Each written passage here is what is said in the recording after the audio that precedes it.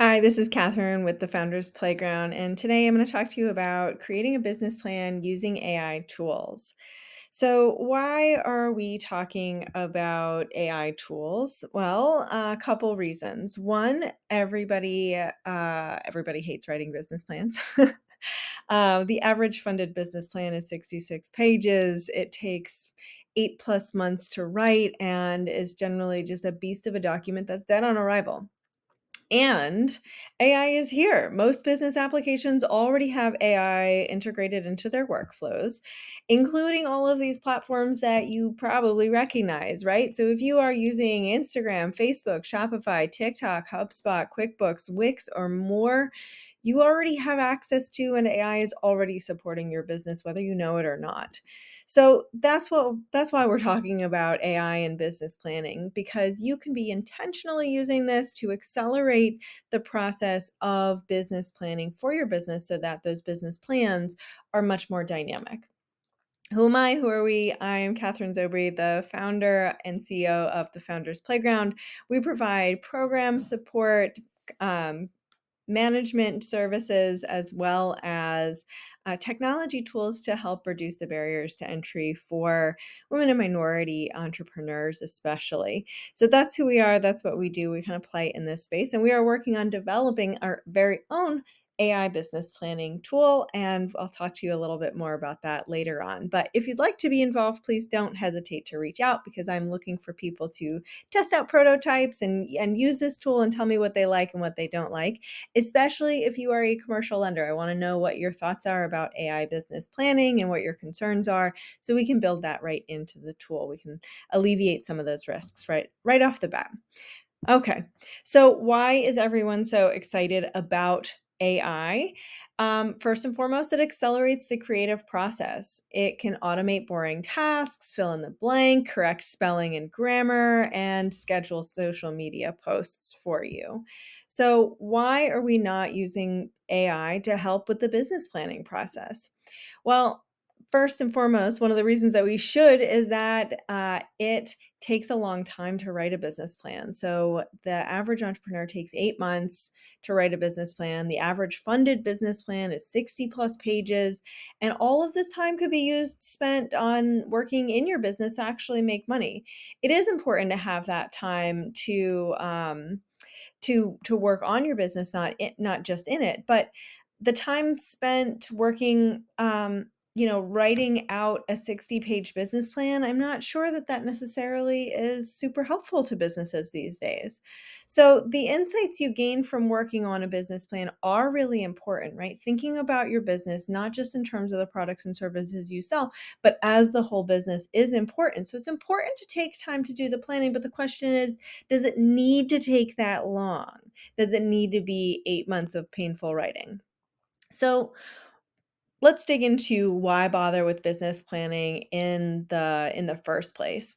First and foremost, business planning helps you learn about your industry. It helps you understand your customers, identify opportunities, and learn the business side of your business, right? Because you're not just perfecting your recipes for cakes, you're also perfecting the actual business model. So first, learning about your industry helps you avoid the most common mistakes that others have already made, right? So there's wisdom that's baked into the business planning process. For example, if you're a food business spending 40% of your revenue on your cost of goods sold or COGS, your learning about your industry will teach you that you need to reduce your COGS down to around 30% of your revenue. Similarly, understanding your customers as the CEO is your number one goal. The better you know your customers, the easier it will be to beat the competition and build a sustainable business. Third, business planning helps you identify opportunities for future growth. Examples of new opportunities can come from legislative changes, for example, legislation changing the legality of marijuana, changes in gambling laws. It will show you what consumer preferences are shifting towards, for example, shifts towards sustainability and shopping local. Changes in public health, for example, the pandemic, right? Gluten intolerances, peanut allergies, all of those are sources of opportunities for your business. And of course, changes in technology, for example, AI. How is your business using AI to support your customers? And the final way that business planning is super important to your business is learning the business side of the business. So, learning the business side of your business is all about understanding that the real product that you're developing, not just the baked goods that you sell, but it's the whole business. The business is what you're investing your time and energy in, which is why you're not just creating a job for yourself, you're creating a whole business, right? So, to put it another way, your quote unquote product isn't the goods you sell, it's the whole business. It's how things run, it's your employees, your staff, your interns, your strategic partnerships, your suppliers. All of those relationships come into play to create this business that you're investing in, right? So, just like how you understand how much flour, sugar, salt, yeast, and water goes into your artisanal bread, um, you need to understand all of the different components of your business as a business model, as the product that you're developing. Um, Understanding the business as the product will help you make the most of the investment that you put into the business, both your time and money. And you don't just invest in one loaf of bread, you invest in creating the whole business. You're investing basically in a whole puzzle, right? Not just one particular puzzle piece. It's like buying a sofa versus buying a house. Can you rent out or sell your sofa? Yeah, but you make a lot more money if you rent out or sell the whole house, right? So the idea is that you're buying into or building a house that you will eventually make something more of, right? You'll either sell it, you'll sell the whole business, maybe you create a franchise, maybe you develop some intellectual property that you sell. It's the whole business that you're building, the whole business that you're building. So the business is the house in this analogy. Is it complex? Yes. Is it messy? Absolutely. But is it worth it? 100% yes. So let's talk about those AI tools for business planning. And before we get into the actual tools that you can be using, let's talk about some things that that you should consider before you actually launch into just using AI tools. Now, it's nothing that you probably haven't thought of before, but I just want to go through them and frame them so that you have these ideas and examples of what to and to not do as you interact with these AI tools. First things first, intellectual property. If the AI does all the writing, the AI owns the plan. So, what does that mean? It means you need to edit and edit heavily. Number two, bias. Uh, the code that was used to create the AI probably has biases built into it.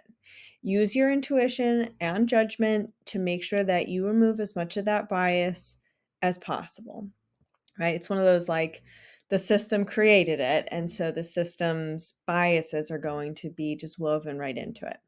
Number three, confidentiality. Any information you put into the AI will at some point become part of the publicly accessible information. It will be used to train the next versions and iterations of the technology. So do not, and I know this is tempting because it can help a lot with your understanding of financials and things like that, but do not, under any circumstances, upload your financial statements, anything that are trade secrets, for example, recipes. Never input social security numbers, banking information, or detailed descriptions of inventions. All of that information should be kept outside of AI tools, so that you are not, so that information is not publicly accessible. And finally, accuracy. AI tools pull information from the internet. Is there a lot of information on the internet? Yes. Is all of it factually correct? No, it's not. And you know that, right? Just like you would think about the Google results or the YouTube videos or TikTok videos that you watch to see, okay, well, should I take this advice? Is this actually accurate information? You want to do the same thing with the business plan output that you get in. You want to make sure that you are testing and checking that information. Um, in addition from just pulling factually incorrect information off the internet, you want to make sure that the AI is actually pulling that the AI isn't just making stuff up. So what this is called when AIs generate their own information that's not based in fact or reality. It's called hallucinations.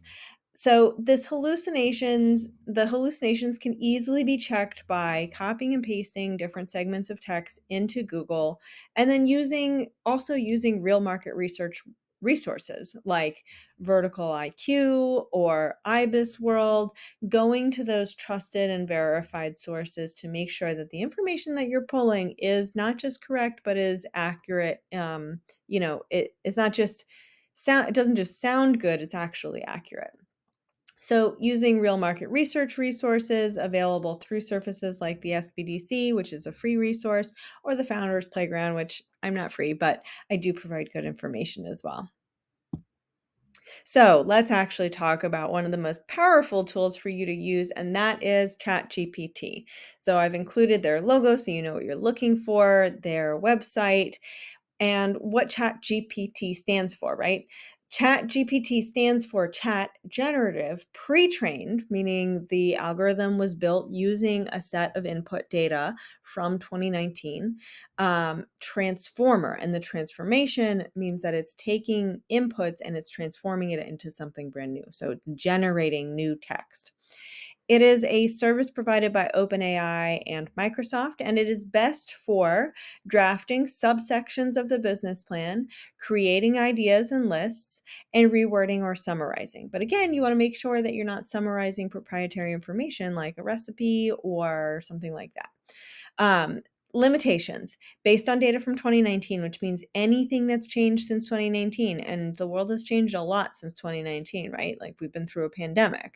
So all that information is not going to be available through ChatGPT. It does come up with a lot of hallucinations and factual errors. And the third limitation is that it cannot write large sections of your business plan. So there's a limitation on the number of characters that it can put out. Let's look at some of the prompts. And what I'll do today is go kind of very quickly through some examples of the prompts. And then this coming Friday, we have another Facebook Live that we'll be doing where we'll go much deeper into the actual prompts. So on this page, what you can see is we have better prompts and worse prompts. Now, better prompts and worse prompts, I don't say good and bad because you're still going to get some good information from a worse prompt.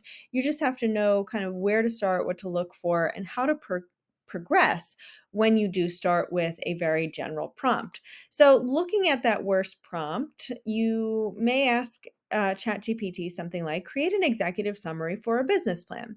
Now, you know there's very little information about your actual business in this prompt. And so, what it comes up with is pretty general as well. The alternative is to create a lot of detail in your prompt and then use that and that will generate a much more specific it will generate much more specific information. So a better prompt would look something like, please create a one-page executive summary for a business plan about a bakery business creating artisanal bread selling locally in Birmingham at the Pepper Place Market. So let's take a look at the results from these two prompts.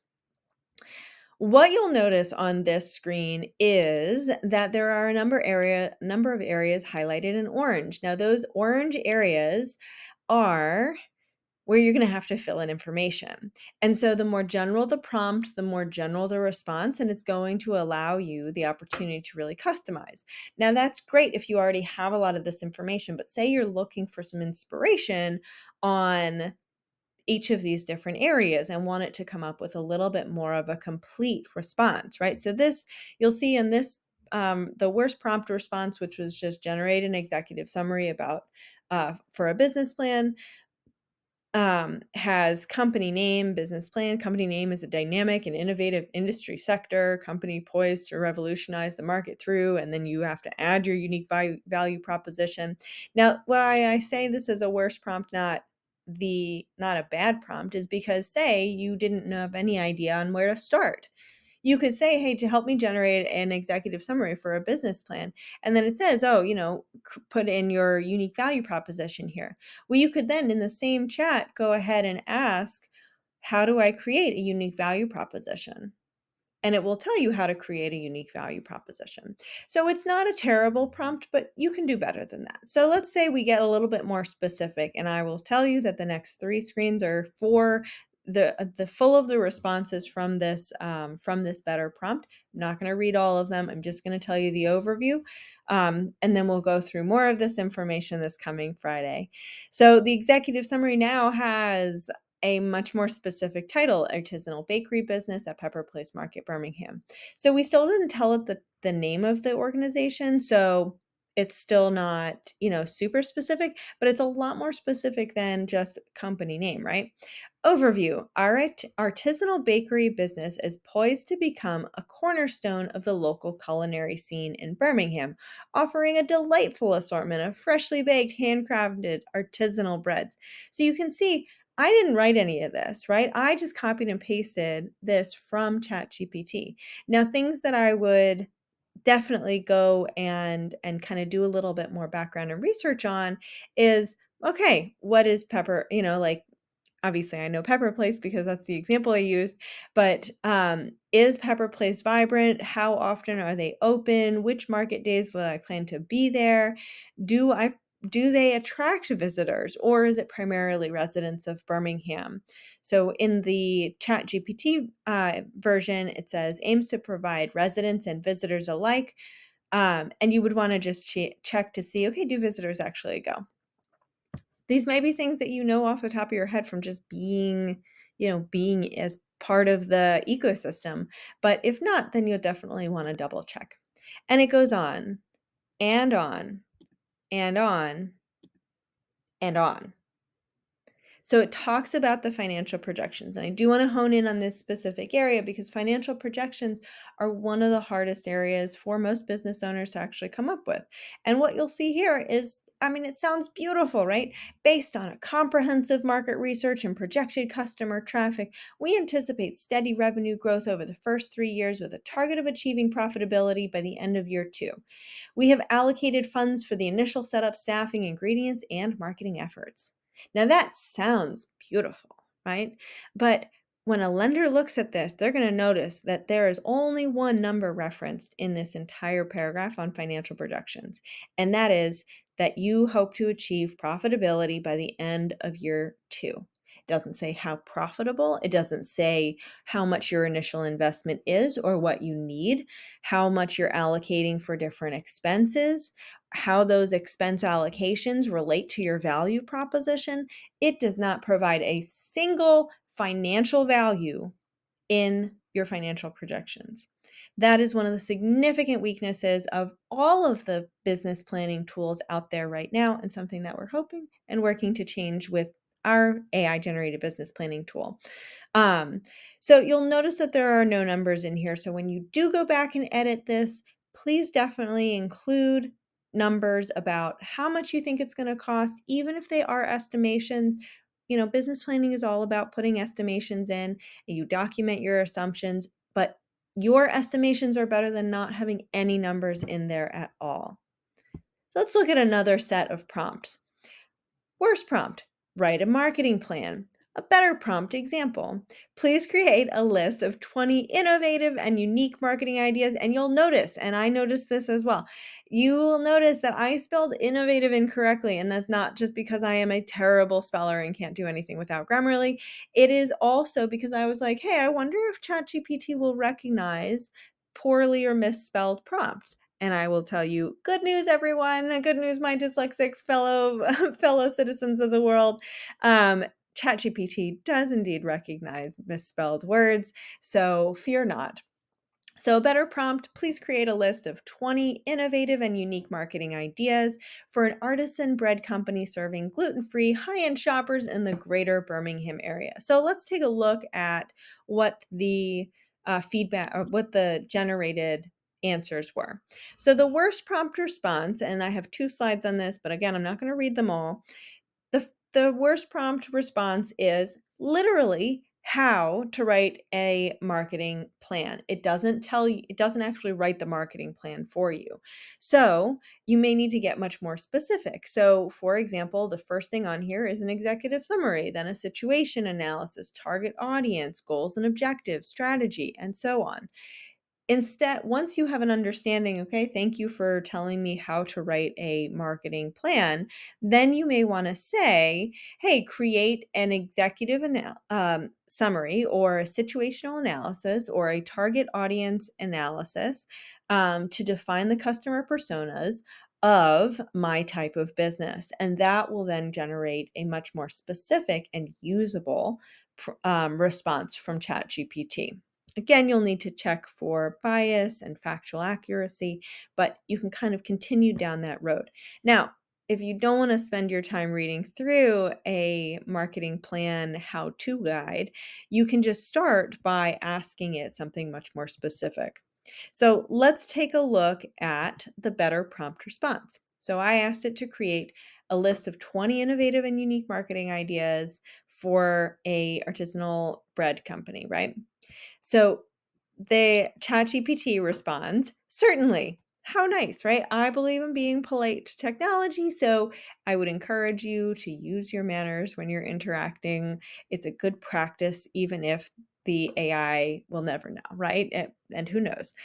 So, certainly, here's a list of 20 innovative and unique marketing ideas for an artisanal gluten free bread company. I can't remember if I said I was gluten free, but it's putting that in there in for high-end shoppers in the greater Birmingham area. We've got bread tasting events, chef collaborations, bread subscription boxes, bread making workshops, pop-up bakeries, interactive social media campaigns, bread and wine pairing nights. So we start to get into some really creative ones after like the 10th idea, right? So bread sculpture day displays. Partner with a local artist to create elaborate sculptures made entirely from your gluten-free bread displayed in high traffic areas. Now, I don't know what that would necessarily say to your customers. That may say your gluten-free bread is as hard as a rock, or so just be careful, don't necessarily use your gut instincts, use your knowledge of your customers to identify whether these would really be good ideas to run with. But this is a place for inspiration and play, right? So bread sculptures, heck yeah. Bread delivery by bicycle, seasonal flavors. Bread art gallery, host an art gallery showcasing edible masterpieces, right? How fun is that? Even if maybe that's not the idea that you end up with, if you start by that with that inspiration, how exciting. Your marketing will definitely be highly diverse. The last two get even more fun. Bread wellness retreats, virtual bread pairing experiences, community outreach, bread beauty products, bread and music festival, bread-based charity events, bread photography workshops, bread making app, and I can't see the last one, a limited edition packaging. So how exciting are these different ideas? Maybe you don't use them all. You probably won't use them all, right? But some of these are probably things that you've never thought of. I have not, I didn't ever think of bread sculpture displays. So that is, this is a great source for content. Why did I use such a specific example when the idea is really to create a whole business plan, right? Well, business plans do require a substantial amount of very specific, sometimes creative information. And so, for example, you can have a conversation with it. So the conversation that you may have is to really start with a general prompt and then dig deeper into each of the elements. So, an example prompt flow may sound something like this: what are the sections of a business plan? And then it comes back and it gives you the 10 ish sections of a business plan and brief descriptions of each of those sections. And it says, oh, okay, well, now you know what the sections are of a general business plan, but maybe you're writing this for a specific purpose, like finding funding from a bank. Maybe you need a loan to get your business off the ground. So you want to ask, what makes a general business plan different from a bank ready business plan? And it gives you a response about how much more specific a bank ready business plan is from a general business plan. Furthermore, it needs to use a lot more industry research and financial projections. But hey, you might not be in business yet, right? So your third question for the chat is, I'm not yet in business. How do I create financial projections for a bank ready business plan? And it talks about doing market research, interacting with customers, seeing how your competitors are doing, all of those different tactics to really understand what the financial projections are for your industry. And you're like, fantastic. I want to get started with market research on my industry, but I really have no idea how to do that. So you say, how do I do market research on my industry? And it says, well, you could do surveys, you could do polls, you could do focus groups, all of those different tactics to get in front of and understand your industry. And you're like, okay, great. I want to do a survey, but hey, I'm not a survey scientist. I don't even know what questions to ask. So you can ask ChatGPT, hey, please list 10 survey questions to help me understand my customers. And it will create those 10 questions for you, right? You can ask it for 20, you can ask it for 30, you can ask it for 50 questions. At some point, it may cut off. If you reach the character limit, it will literally just stop typing. So it will stop typing at some point. I think it's around 3,000 characters, but you can ask it for a number of different survey questions to get in front of and get that kind of financial ready information from your customers. So now you have your survey drafted up, and now you need to get it into the hands of customers. So you ask the Chat GPT, how can I get potential customers to fill in my survey? And it suggests that you do social media, that maybe you do a networking event, you call friends and family and things like that. And you're saying, okay, I can do all of those things, but I really need some social media captions. I have, marketing usually falls in the back burner for folks. And so, okay, how do I just need 10 places to start, 10 prompts for, or 10 social media captions to promote your survey. So you ask it, please provide 10 social media captions to promote my survey. And voila, it creates 10 with hashtags and emojis social media captions to promote your survey, calling all opinion leaders. And again, because the prompts were general, you're going to have to add in your industry, your brand, all of that kind of information. And you can be much more specific than the prompt I typed in to get these kinds of things. You can add adjectives like funny prompts or funny social media captions, punny, ironic, serious, professional. You can give it a tone to create captions in specific to the tone and voice of your particular brand. Now, let's talk about some other great tools before I let you go for the day. Obviously, we've been talking mostly about ChatGPT. The interactivity is the same on most of these tools, and I'll show you first. These are some great tools, and then I'll tell you about the purposes of each of these tools, what they're kind of best at.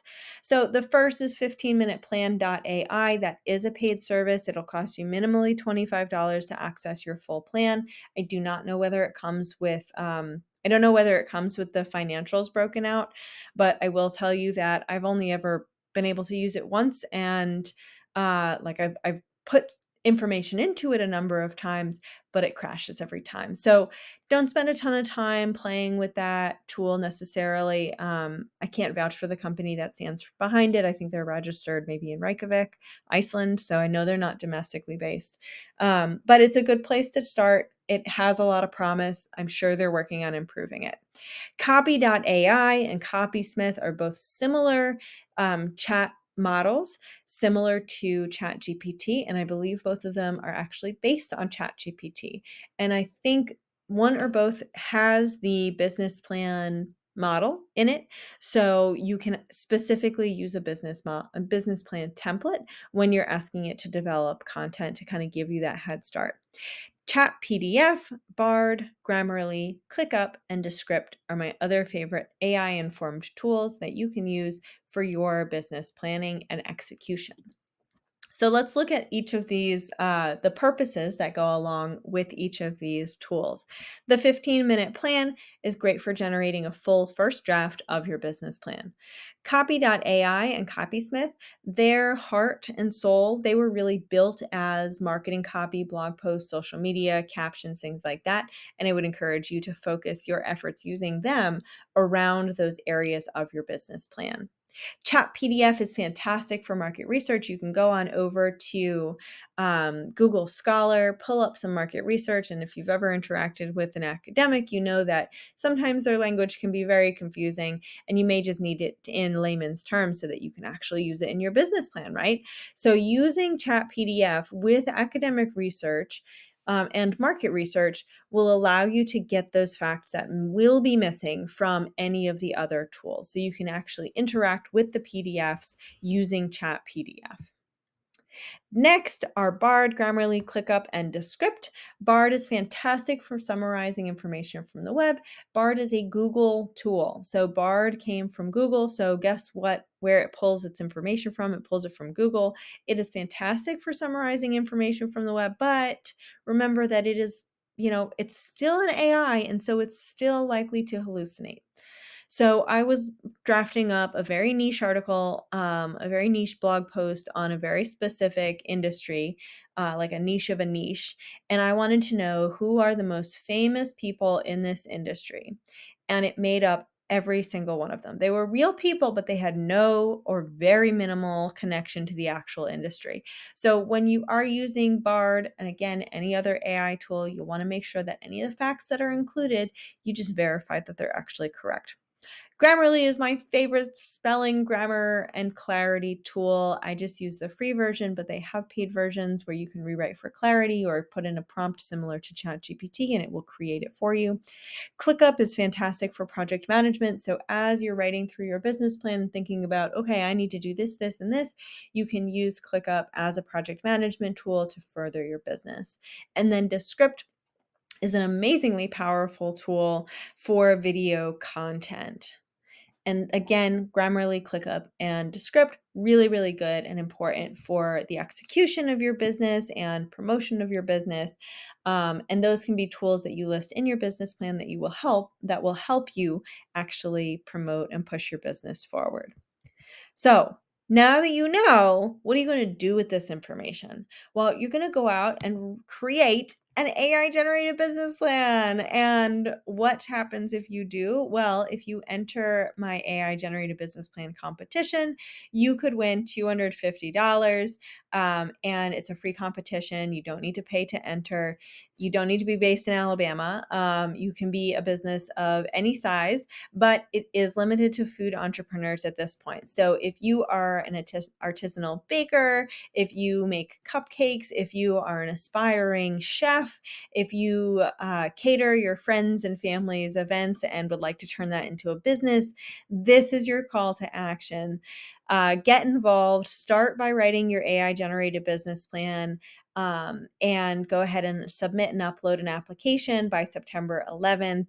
And you will have a chance to win $250. So if you scan the QR code, that will take you directly to my website, and that is where you can find all sorts of additional information about the rules and regulations, eligibility tools or eligibility, and how to compete, as well as the actual application for submitting and applying to be to be considered for the $250 prize. So thank you so much for your time and attention today. I hope you do compete in this business plan competition, because I'd love to see what you come up with. And if you'd like to help with creating this AI generated business planning tool, please don't hesitate to get in touch. All of my contact information is on the website. Take care. Bye.